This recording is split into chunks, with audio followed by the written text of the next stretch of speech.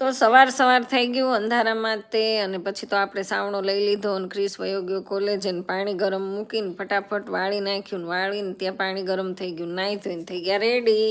ready તો થઈ ગયા પણ હજી રસોડુંમાં કચરો બાકી હતો અને પછી આ ચશ્મા મારા રહેતા નહોતા મેં કીધું આવે રહેશે ને શું કરી પણ મેં એની લપ નથી કર્યું પાણી વયું જશે હાલો પહેલાં જલ્દી હું મારા કપડાં ધોઈ નાખ્યું કારણ કે કપડાં એટલા બધા ભેગા થયા હતા ને કે વાત પૂછો મારે તો બહુ ઝાઝા કપડાં થાય કોમેન્ટ કરજો કોને બહુ વધારે કપડાં રોજ નીકળે પછી તો કપડાં ધોઈને થાક ઉતારવા માટે મસ્ત ડિલક્સ ચા બનાવી નાખી કારણ કે ચા પીશ તો જ મને એનું થાક ઉતરશે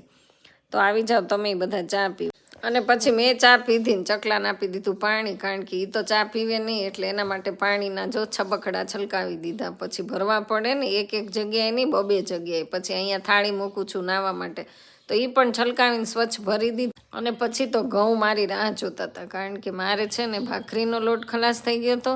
અને હું માણું ગોતતી હતી માણું મળ્યું એટલે એક માણું મસ્ત મજાનું ભરીને તડકામાં તપાવવા આપણે મૂકી દીધું કારણ કે તપે ને તો લોટ સરસ આવે અને ઘઉં તપે એટલી વારમાં તો મેં પછી ટમેટાનું શાક બનાવવાનું હતું મસ્ત મજાનું ટમેટા સુમારી વાડીના ઓર્ગેનિક અને શાક મૂકી દીધું ત્યાં તો મારો લોટે અહીંયા જો કમ્પ્લીટ થઈ ગયો ભાખરીનો ત્યાં મારા શાકમાંય મસાલા આપણે એડ કર્યા ને એ કમ્પ્લીટ થઈ ગયું અને શાક જોઈને તો મોઢામાં પાણી આવતું હતું તીખું ને તમતમતું મસ્ત મજાનું પછી બનાવી નાખ્યા સુપર મજાના થેપલા ને ટમેટાનું શાક કારણ કે બે અલગ જમવાનું અને પછી સરસ ઓર્ગેનિક ઘી ગરમ કરવા મૂકી દીધું